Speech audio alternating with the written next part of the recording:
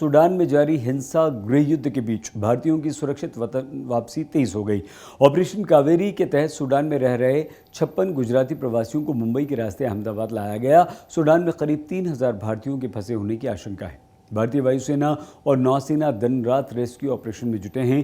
उम्मीद है 650 गुजराती प्रवासियों समेत 3000 भारतीय जल्द ही देश लौट आएंगे।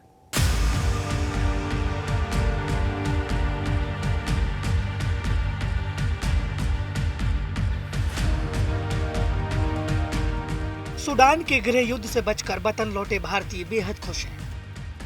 चेहरे पर राहत और सुकून का एहसास है, क्योंकि साक्षात मौत के मुंह से ही निकल कर आए हैं। क्योंकि गृह युद्ध में फंसे सूडान में किसी की जिंदगी की कोई गारंटी नहीं रह गई है। सूडान में फंसे करीब 650 गुजरातियों की वतन वापसी का सिलसिला भी तेज हो गया है। गुरुवार को 56 प्रवासियों का पहला जत्था मुंबई से अहमदाबाद वोल्वो बस से पहुंचा। गुजरात के गृह राज्य मंत्री हर्ष संघवी खुद इन प्रवासियों का स्वागत करने के लिए मौजूद थे। गोलियों की बौछार और आसमान से होते एयर स्ट्राइक के बीच सुरक्षित घर पर आना इन लोगों के लिए किसी चमत्कार से कम नहीं है। अहमदाबाद पहुंचने पर इनकी खुशी इनके लफ्जों से छलक रही है। परिस्थिति में આવ્યા છીએ કે અમે એકદમ ખુશ છીએ અહીં આવીને, અમારા વતન આવીને, અને હવે એમ થાય છે કે અમે અમારા વતન જ રહીએ બસ। वहाँ पे किस तरह की दिक्कत रही थी आपको? શું તકલીફ પડી હતી? ત્યાં રોજ હમણાં એ લોકોની સિવિલ વોર છે અને બધા રોજ ફાઇટર પ્લેન ઉપરથી જાય એટલે અમને એમ થાય કે ક્યાંક આપણા ઉપર તો બોમ્બ નહીં પડે, આપણા ઘર ઉપર તો અંદરો અંદર એ લોકો બહુ ઝઘડે છે। બસ બધાની દુકાનો લૂંટફાટ બધું ચાલુ છે ત્યાં, પણ અમે લોકો निकली गया ત્યાંથી। पहले तो दिक्कत नहीं थी, बाद में सब आ रहा था, जैसे जैसे न्यूज़ आ रही थी वैसे हमें दिक्कत बढ़ती गई और हमें सोचा कि भाई अब तो जाना पड़ेगा। लेकिन मोदी जी ने बहुत अच्छी तरीके से ये अरेंजमेंट किया, हमारी मदद की, हम सब यहाँ सेफ पहुँच गए हैं। Thank you very much. अभी भी हमारे बहुत सारे लोग वहाँ फंसे हुए हैं, हालांकि अब सब धीमे धीमे आ रहे हैं। यहाँ पे अच्छी तरीके से अरेंजमेंट है, कोई दिक्कत नहीं है। अब अच्छी तरीके से फूड अरेंजमेंट बहुत बढ़िया है। बता दें कि युद्धग्रस्त सूडान में 3000 से ज्यादा रह रहे भारतीयों को निकालने के लिए भारत सरकार रात दिन ऑपरेशन कावेरी के नाम से रेस्क्यू अभियान चला रही है। नौसेना के 3 पोत और वायुसेना के विमान इस ऑपरेशन में लगे हैं। सूडान में महज 72 घंटे का युद्ध विराम घोषित हुआ है। इसी समय में सारे प्रवासियों को वतन लाने की चुनौती है। विदेश मंत्रालय, वायुसेना और नौसेना जैसी तमाम सरकारी एजेंसियां युद्ध स्तर पर काम कर रही है। वहीं गुजरात सरकार भी अपने स्तर पर बेहद एक्टिव है। एक गुजराती प्रवासियों को सुरक्षित घर तक लाने के लिए गुजरात सरकार भी मुकम्मल व्यवस्था कर रही है। आज 56 જેટલા બિન નિવાસી ગુજરાતીઓ કે જે છેલ્લા અનેક વર્ષોથી સુદાનમાં પોતાના પરિવાર જોડે વસી રહ્યા છે, એ સામાન્ય નાગરિકોએ પોતાનું જીવ બચાવીને પોતાના દેશમાં પરત લાવવા એક ખૂબ મોટી ચુનૌતી હતી। જેમ યુક્રેનમાં સૌથી પહેલા ભારતીયોને ભારતમાં પરત લાવવા ભારત સરકારે સફળતા મેળવેલી હતી, એ જ પ્રકારે સુદાનમાં બી દેશના લોકપ્રિય પ્રધાનમંત્રી આદરણીય મોદી સાહેબે મિનિસ્ટ્રી ઓફ એક્સટર્નલ અફેર્સના માધ્યમથી, સૈન્યની અલગ અલગ દળોની ટીમોના માધ્યમથી સુદાનથી એક ભારતીયોને ભારત પરત લાવવામાં આપણે ખૂબ મોટી સફળતા મળી છે। મારા ગુજરાતના અનેક વડીલો, અનેક યુવાન દીકરા દીકરીઓ જેને કાલે ભારત સરકાર દ્વારા મુંબઈ સુધી પહોંચાડવામાં આવેલા હતા, તેમને ગુજરાત સરકાર દ્વારા એરપોર્ટ પર રિસીવ કરીને 56 જેટલા ગુજરાતીઓને ગુજરાત પરત લાવવામાં આવ્યા છે, જેમાં 39 લોકો રાજકોટથી છે, 9 લોકો ગાંધીનગરથી છે, 5 લોકો વડોદરાથી છે અને 3 લોકો આણંદથી છે. फिलहाल प्रवासी भारतीयों का पहला जत्था गुजरात पहुंचा है. अभी सूडान में फंसे करीब 650 गुजरातियों को सुरक्षित लाने की भी जिम्मेदारी बाकी है. अहमदाबाद से गोपी घांगर के साथ आज तक ब्यूरो. ऑपरेशन कावेरी के तहत सूडान से भारतीयों के लौटने का सिलसिला जारी है. अब तक 1300 से अधिक भारतीय वहां से सुरक्षित देश आ चुके हैं. सुरक्षित वतन वापसी के एहसास से हर आंख में खुशी के आंसू हैं. हर जुमा पर एक दिल दहला देने वाली दास्तां भी.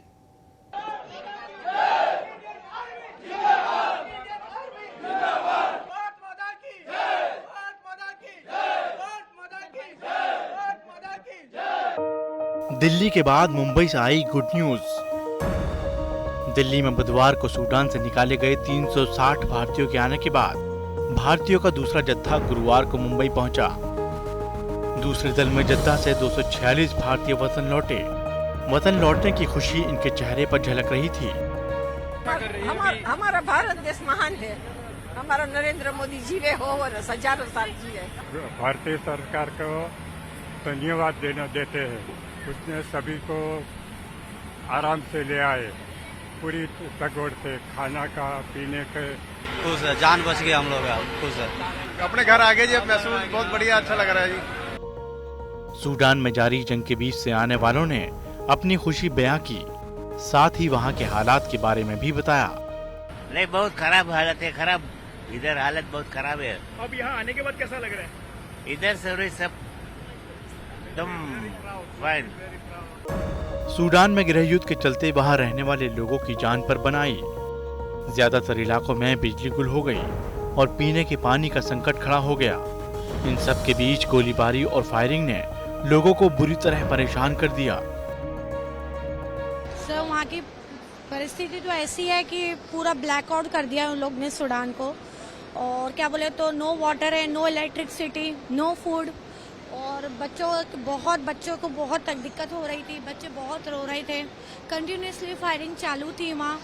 और क्या बोले तो हमारे घर की कंपाउंड के बाहर ही आर्मी की टैंक्स लगी हुई थी. तो बच्चे बैल्कनी में भी नहीं जा सकते थे. हम लोग विंडो डोर ओपन कुछ भी नहीं करते थे. हॉल में ही बैठे होते हैं. इतनी वहाँ की क्राइसिस ज़्यादा थी. और पूरा अब आप देखेंगे बैल्कनी पे जाना बड़ी मुश्किल हो गया था. पूरा क्लाउड्स ब्लैक धुओं से भरा होता था. इतनी फायरिंग होती थी कि बस नहीं. हमारे घर के पास बहुत ही वो, हम टीवी स्टेशन के बाजू में रहते हैं. हमारे घर के पास बहुत वो फायरिंग 10 डेज कंटिन्यूस मिसाइल्स आ रही थी. लेकिन फिर हम पोर्ट सूडान पहुंचे. वहाँ इंडियन सब बहुत अच्छा किया. हम वहाँ से जिद्दा एक ही दिन में पहुंच गए और वहाँ 2 ही घंटे में यहाँ मुंबई पहुंच गए. सर, हम लोग नहीं निकलते थे. पॉसिबल ही नहीं था. हमारे पास जितना होता था हम उसी में मैनेज कर रहे थे. क्योंकि दोनों साइड से दोनों फोर्सेस बिल्कुल हमारे घर के सामने थे. जो एकदम वॉर जोन का रेड जोन था, हम उसी के बीच में थे. तो हम लोग नहीं निकलते थे. हम लोग जो था हमारे पास उसी में करते थे. लोकल्स कुछ बेचारे लेके आते थे तो हम उनसे ले लेते थे. बाकी हम लोग नहीं निकलते थे बाहर. सूडान से लौटे लोगों ने बताया कि पहले वहां हालात ऐसे नहीं थे, लेकिन गृह युद्ध शुरू होने से हालात अचानक काफी खराब हो गए. ऐसे में अपने वतन लौट आने पर उन्हें बहुत सुकून मिल रहा है. सर, आप कैसा महसूस कर रहे हैं? बहुत अच्छा महसूस कर रहे हैं. ऑलमोस्ट 3 दिन का सफर था सूडान से और बहुत अच्छा महसूस करते हैं. अपना देश आ गया. अपने देश में आके सुरक्षित महसूस? एकदम बहुत बहुत बहुत थैंक यू वेरी मच. बहुत बहुत बहुत. यहाँ पर ऐसी कोई चिंता नहीं होगी कि बुलेट कहाँ से आएगी और बम सिर पे गिरेगा? नहीं ऐसी नहीं होगी. कुछ भी नहीं. कुछ तो कभी भी ऐसा टेंशन रहा था कि घर के सप्लाईज अनाज वगैरह अगर खत्म हो गया और बाहर जाने की नौबत आई तो आप कैसे मैनेज करेंगे? नहीं, ऐसा तो पहले नहीं था. लेकिन लास्ट 3 दिन में थोड़ा प्रॉब्लम था. लेकिन नहीं था पहले तो ऐसा. लोकल्स का काफी सहयोग और सपोर्ट रहा होगा आपको? हाँ, बहुत सपोर्ट था उन लोगों का. लेकिन अब वो भी डर गए हैं तो वो भी थोड़ा गांव छोड़ के दूसरे चले जाएंगे, दूसरे गांव. जैसे कि आपने देखा कि लोग काफी सेफ महसूस कर रहे हैं और खुशी उनके मुंह पर साफ झलक रही है. गुजरात में आज state wide attention on grievances of technology यानी कि स्वागत पोर्टल को लॉन्च हुए 20 वर्ष पूरे हो गए।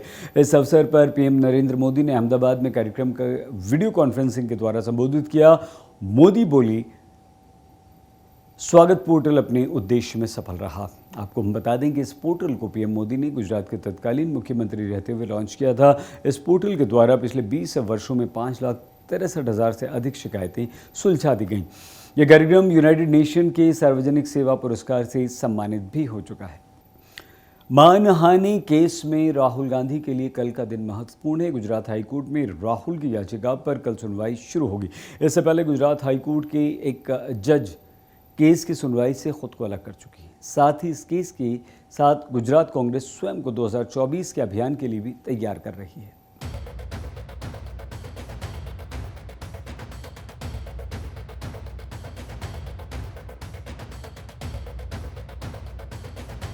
मोदी मानहानि केस में सूरत की लोअर कोर्ट से झटका खाने के बाद कांग्रेस के पूर्व सांसद राहुल गांधी ने गुजरात हाईकोर्ट का रुख किया है। राहुल की याचिका पर शनिवार को हाईकोर्ट में पहली सुनवाई होगी। हालांकि राहुल के लिए हाईकोर्ट की राह भी आसान नहीं दिख रही। गुरुवार को हाईकोर्ट की जज गीता गोपी ने इस केस की सुनवाई से इनकार करते हुए खुद को अलग कर लिया था। अब जस्टिस हेमंत पी प्राच्छक इस केस की सुनवाई करेंगे। ऐसे में आप एक बार फिर जान लीजिए कि राहुल गांधी अदालत कचहरी के चक्कर में कैसे अटक गए। अच्छा, एक छोटा सा सवाल, इन सब के नाम, इन सब चोरों के नाम मोदी मोदी मोदी कैसे हैं? नीरव मोदी, ललित मोदी, नरेंद्र मोदी, और अभी थोड़ा ढूंढेंगे तो और बहुत सारे मोदी निकलेंगे। राहुल गांधी ने साल 2019 में मोदी सरनेम पर विवादित बयान दिया था। राहुल के इस बयान के खिलाफ सूरत से बीजेपी विधायक पूर्णेश मोदी ने राहुल गांधी के खिलाफ मानहानि का मुकदमा ठोक दिया। 4 साल तक केस की सुनवाई चलने के बाद राहुल को 2 साल की सजा हो गई। राहुल को 2 साल की सजा मिलते ही उनकी सांसदी छिन गई। राहुल ने सजा से मुक्ति के लिए सूरत की सेशन कोर्ट का दरवाजा खटखटाया, लेकिन सूरत सेशन कोर्ट ने राहुल की सजा को बरकरार ही रखा। इसके बाद अब राहुल गांधी ने गुजरात हाईकोर्ट का रुख किया है। उधर राहुल गांधी को मिली सजा को मुद्दा बनाकर कांग्रेस पार्टी गुजरात सरकार को भी कटघरे में खड़ा कर रही है। कांग्रेस के मुताबिक गुजरात सरकार सिर्फ केंद्रीय नेतृत्व को खुश करने में व्यस्त है और उसके पास गुजरात की आम जनता के लिए कोई वक्त नहीं है।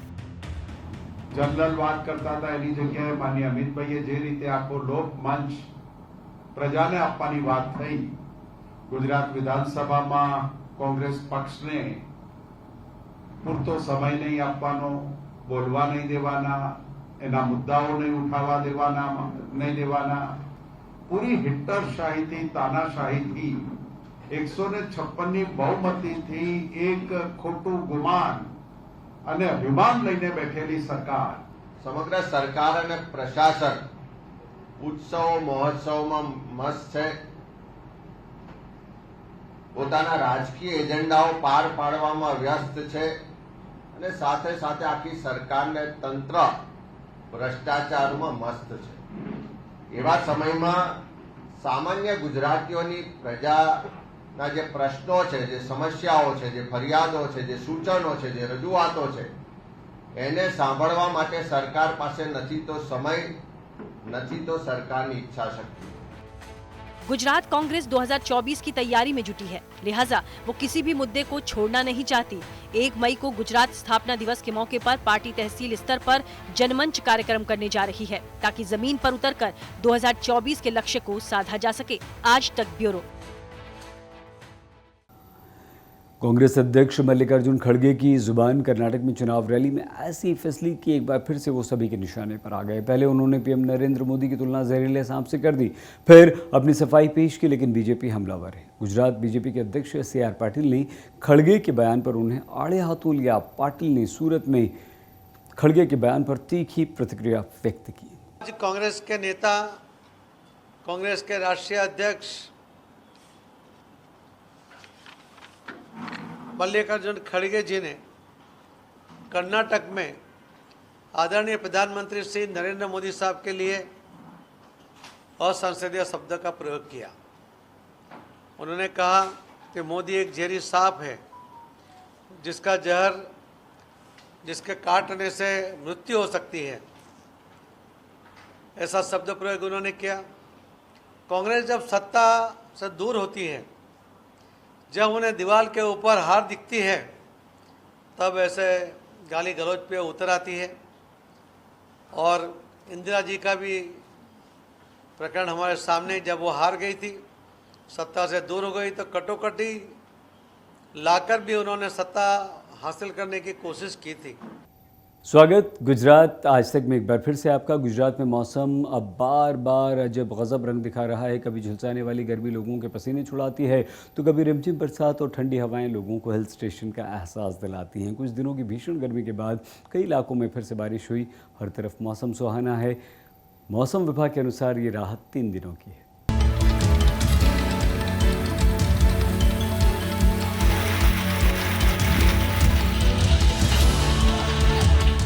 ये तस्वीरें गुजरात के अलग अलग जिलों की हैं, जहां मौसम ने ऐसी करवट ली कि लोगों को चुपती जलती गर्मी से राहत मिल गई। कुछ दिन भले ही गुजरात वालों को भीषण गर्मी का सामना करना पड़ा हो, लेकिन फिलहाल मौसम खुशनुमा बना हुआ है।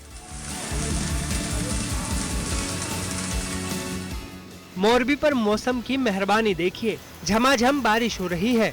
साथ ही तेज हवाएं और बिजली की कड़कड़ाहट गर्मी को वापस ना लौटने की चेतावनी दे रही है।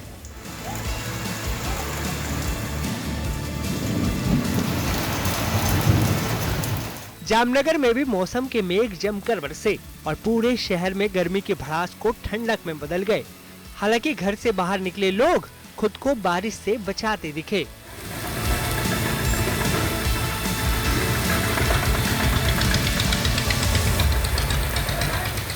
अमरेली शहर में लोग जहां बारिश देखकर खुशी से झूम रहे थे, वहीं ग्रामीण इलाकों में फसल खराब होने की टेंशन किसानों को सता रही थी।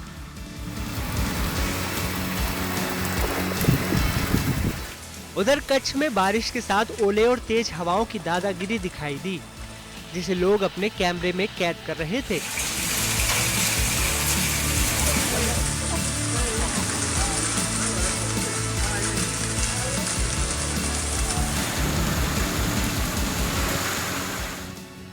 हालांकि तेज हवाओं ने भुज इलाके में नुकसान भी पहुंचाया। डगाला गांव में एक कार पर बड़े बड़े पत्थर आ गिरे, साथ ही कई जगह लोहे की टीनें भी उड़ गईं। इसलिए मौसम की मस्ती में सावधानी रखनी भी जरूरी है। कच्छ से कोशी कंटेचा, अमरेली से हिरेन, मोरबी से राजेश और जामनगर से दर्शन ठक्कर के साथ आज तक ब्यूरो।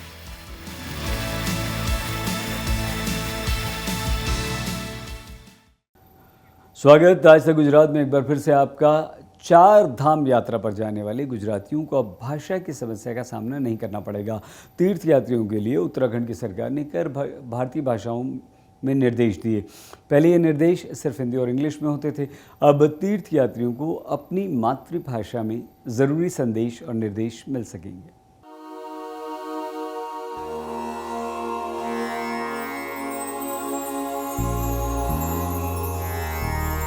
चार धाम यात्रा में उमड़ा भक्तों का सैलाब। 4 धाम यात्रा से खुल जाते हैं मोक्ष के द्वार। देश के तमाम राज्यों से भक्त इन दिनों 4 धाम यात्रा के लिए देवभूमि उत्तराखंड पहुंच रहे हैं। गंगोत्री, यमुनोत्री, केदार धाम और बद्री विशाल के दर्शन करके ये भक्त अपना जीवन सफल बना रहे हैं। पावन तीर्थ यात्रा में भक्तों को कोई दिक्कत न हो, इसके लिए तैयारियां भी पूरी की गई हैं। इस तीर्थ यात्रा में श्रद्धालुओं की सेहत दुरुस्त रहे, इसके लिए स्वास्थ्य विभाग ने जरूरी दिशा निर्देश भी जारी किए हैं। पहले ये निर्देश सिर्फ हिंदी और अंग्रेजी भाषा में होते थे। अब पूरे देश में अलग अलग राज्यों से आने वाले श्रद्धालुओं के लिए इन दिशा निर्देशों को कुल 7 भाषाओं में जारी किया जा रहा है। इससे दूसरे राज्यों से आने वाले श्रद्धालु अपनी भाषा में इन निर्देशों को आसानी से समझ पाएंगे। जितने भी हमारे पिलग्रिम्स हैं, यात्रीगण हैं, पूरे देश से आते हैं। और कभी कभार ये देखने को मिला है कि जो भी हम गाइडलाइंस जारी करते हैं, हेल्थ रिलेटेड एसओपीज जारी करते हैं, कभी कभार इंफॉर्मेशन का अभाव रहता है क्योंकि वो उनके लोकल लैंग्वेज में नहीं रहता। तो इसी के मद्देनजर इस बार हेल्थ डिपार्टमेंट ने ये पहल की है कि अभी फिलहाल हम लोग 7 लैंग्वेजेस में एसओपीज हम लोग जारी कर रहे हैं। आपको ज्ञात होगा कि हिंदी और इंग्लिश में हम लोगों ने ऑलरेडी एसओपीज जारी कर दिए। इसके अलावा अभी 7 और भाषा जैसे बंगाली, गुजराती, तमिल, तेलुगु, मलयालम, कन्नड़ और एक दो और भाषाओं में भी हम लोग अभी जारी कर रहे हैं एसओपीज। पहाड़ों की गोद में बसे चारों धामों में इन दिनों श्रद्धावाएं भक्तों के सामने चुनौती पेश कर रही हैं। ऐसे में उत्तराखंड प्रशासन ने तीर्थ यात्रियों से गर्म कपड़े साथ ले जाने की सलाह दी है। यात्रा के रास्ते में जगह जगह मेडिकल कैंप लगाए गए हैं। बुजुर्गों को स्वास्थ्य जांच के बाद ही यात्रा की इजाजत दी जा रही है। कोशिश यही है कि चार धाम की इस पवित्र यात्रा में किसी भी श्रद्धालु को कोई दिक्कत का सामना न करना पड़े।